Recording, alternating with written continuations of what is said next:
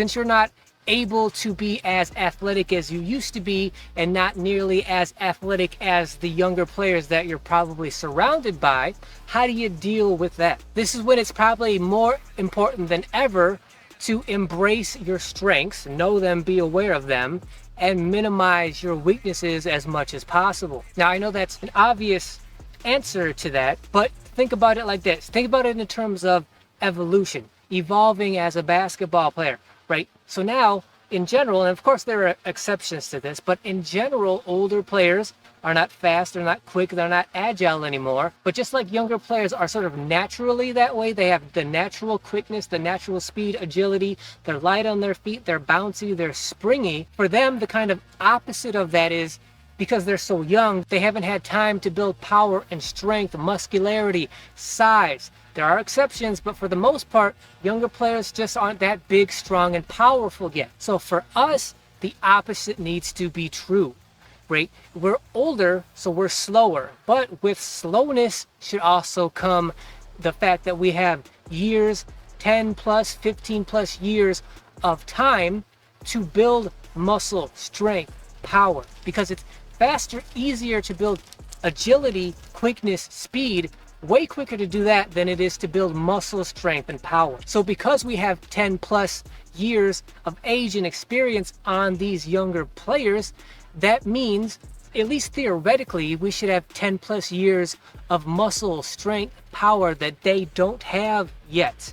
That should be our major overall physical strength, literally, which is we're just stronger, bigger, more powerful than they are. Athletically, agility wise, we're done. We can't keep up with them in terms of speed and quickness, but we should be much stronger and more powerful than them. And when it comes to power, strength, muscularity, size, that usually shines more down towards the basket as opposed to being out by the three-point line. Now you may be thinking to yourself, well, playing around the basket, that's not my game, or that's not what I do, right? My entire career, I've been known as a perimeter guard, like a speed kind of player. And really the bottom line is, you either evolve as a player, change your game to what suits your physicality the best and the most, or you kind of just give up and stop playing. They just give up, they walk away, and they just give up on basketball. But for those of us who want to stick around and want to be the rare older guy, well, you don't have any choice. You have to evolve. You have to change your game and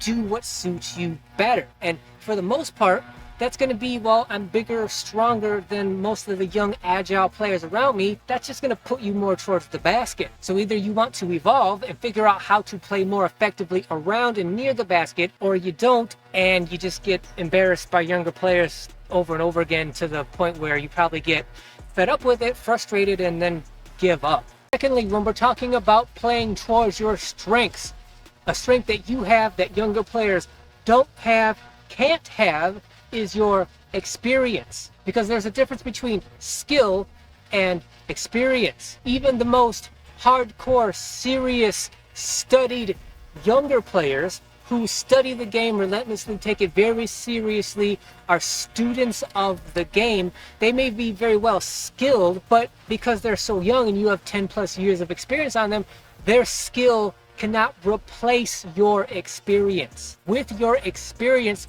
should become the evolution of strategy, and that strategy should revolve around your physicality, trying to compensate for your lack of athleticism. What I mean is, you need to know yourself, know your game, and strategize how you play so that you still are the most effective player you possibly can be, while at the same time using as little energy as possible. Not effort. There's a difference between effort and energy as well. What I'm talking about is, you don't want to burn out your body, your physical presence on the court early in the game. You want to save yourself physically for the end of the game, where you can make the most difference because you have the most experience. In general, end of games, end of close games, that's veteran time. It's the veterans' time to win those close games. Not because we're better, not because we've been out here for longer and because of that we're inherently better than the younger players. It's just because of our experience